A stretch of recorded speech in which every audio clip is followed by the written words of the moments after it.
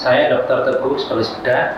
Di sini saya akan memberikan materi tentang penjahitan luka. Gimana indikasinya, caranya gimana, kontraindikasinya gimana, ya, teknik-tekniknya seperti apa, nanti kita jelaskan berikutnya. Yang paling utama, kita harus lakukan informed consent. Berikan informasi apa yang akan kita lakukan, ya, resikonya, komplikasinya, ya, kesulitan yang akan dihadapi saat kita melakukan tindakan penjahitan, ya. Itu berikan informasi. Kemudian berikan pasien kesempatan untuk bertanya, ya, apakah ada yang tidak jelas saat penyampaian. Setelah itu kita pastikan pasien benar-benar setuju untuk dilakukan tindakan penjahitan luka. Setelah itu kita asesmen lukanya seperti apa, kemudian ada tidak infeksi di area luka, ada tidak tanda-tanda fraktur di area luka, kita pastikan tersebut, ya. Kita lakukan assessment. Setelah lakukan assessment, kita baru lakukan penjahitan. Baru kita lakukan tindakan penjahitan yang jenis apa, kemudian caranya gimana, kita harus tentukan assessment terlebih dahulu.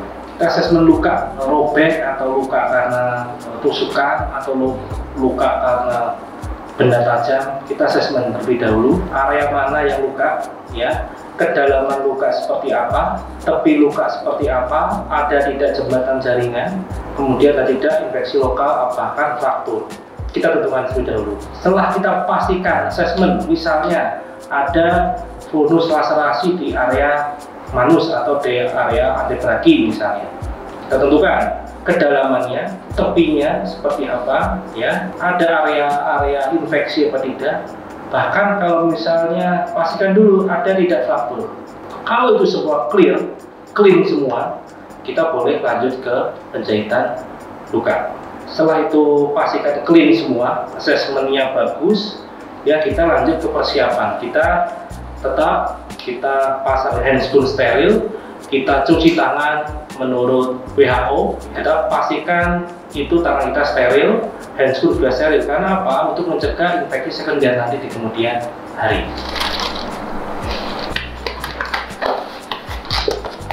Untuk persiapan alat dan bahannya apa saja yang memang kita butuhkan saat penjahitan nanti. Prinsipnya ada dua, kita bagi mana area yang steril, mana area yang tidak steril. Alat yang harus disiapkan yang pertama adalah gunting benang, ya, needle holder, ya, pinset. Di sini silakan Anda mau pinset anatomis apa chirurgis, sesuaikan dengan kondisi luka. Kalau ini pinset chirurgis, ya. Kemudian jarum. Silakan mau jarum cutting non cutting. Kalau untuk kulit ya cutting, ya. Kemudian benang ada dua di sini. Untuk yang kuning ini absorbable kromik di sini. Kalau yang di sini yang hitam di sini ini yang non absorbable, namanya silet di sini. Untuk ukuran silet ini 2.0 di sini, dan itu pada area-area yang memang tidak terlalu besar ototnya, misalnya pada tangan, kemudian leher, itu pakai 2.0. Tapi kalau yang area yang besar ya harus lebih tinggi lagi, 1.0 misalnya. Untuk yang absorbable pada kasus-kasus yang memang lukanya sampai tembus dalam, misalnya sampai fasia, sampai lemak, ya, itu yang steril. Kemudian kita juga siapkan spad juga di sini, spad 5 cc, ya. Kemudian lidocaine 4 ampul, ya. Kemudian kita bengkok yang untuk wadah di sini, untuk tempat untuk pembuangan yang sudah tidak dipakai, ya.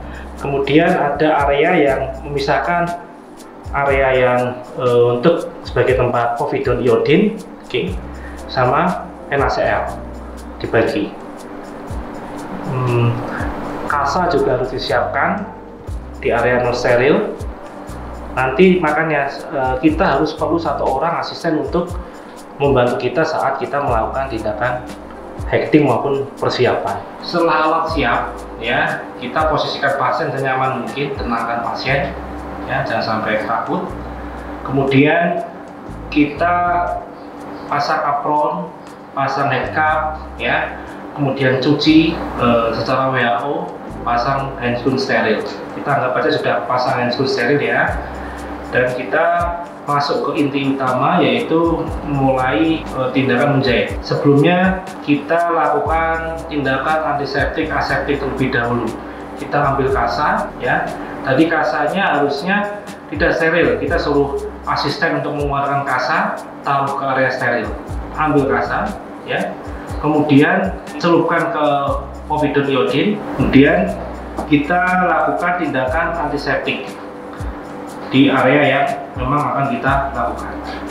Kemudian kita bersihkan dengan NaCl, ya, NaCl, bersihkan, ya, buang 2 kali, ya. Oke, ya. Setelah itu kita pasang duct steril, ya. Oke, pasang duct steril, ya. Kemudian kita lakukan namanya anestesi lokal. Tadi kita sudah siapkan lidocaine. Lidocaine ini belum dibuka, jadi harus kita minta tolong asisten untuk membukakan. Oke, lidocaine sekitar 2-3 ampul saja. Kita ini anggap saja sudah ada lidocaine-nya, ya. Oke. Lakukan infiltrasi area yang akan dijahit. Siapa infiltrasi di area luka, ya. Aspirasi, masukkan sampai semua teranestesi, ya. Aspirasi, masuk, aspirasi. Jangan sampai ada gelombang udara, ya. Oke, dan kita tunggu hingga 3-5 menit sampai teranestesi.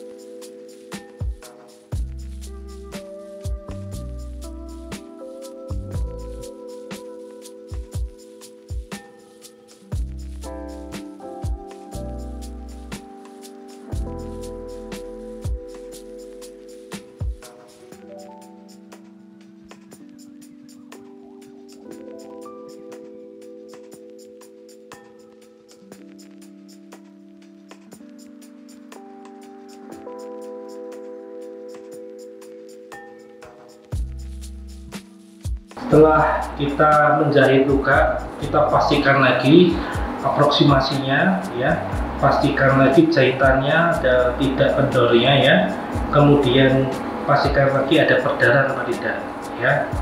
Lihat kondisi pasien juga ada tidak komplikasi ke arah pasca penjahitan. Oke, setelah itu clear, aman, kita baru oleskan betadine, ya. Pasca tindakan tetap sentrifugal, ya. Setelah itu kita tutup dengan kasa, kemudian ini dilepas produk sterilnya. Oke, kita plester untuk memfiksasi agar tidak bergerak. Nah, kita tadi luka kita jahit, semua kita observasi pasien-pasiennya dalam keadaan baik, tanpa ada komplikasi. Setelah itu kita rapikan tempat-tempatnya. Tadi bengkoknya yang tadi berisi alat-alat yang sudah habis pakai kita singkirkan, ya. Kemudian kita lepas handscreen kita cuci tangan menurut WHO, ya. Setelah itu selesai, kita tanyakan ke pasien sekali lagi ada tidak keluhan pasca tindakan. Setelah itu benar-benar aman, baru kita pasien boleh diperbolehkan untuk duduk kembali, untuk bisa pulang lewat jalan. Nanti kontrol 35 hari lagi untuk evaluasi jahitan dengan dibawakan obat anti nyeri, antibiotika jika perlu. Nanti evaluasi 5 hari ke depan. Demikian penjelasan dari saya. Semoga bermanfaat. Semangat belajar.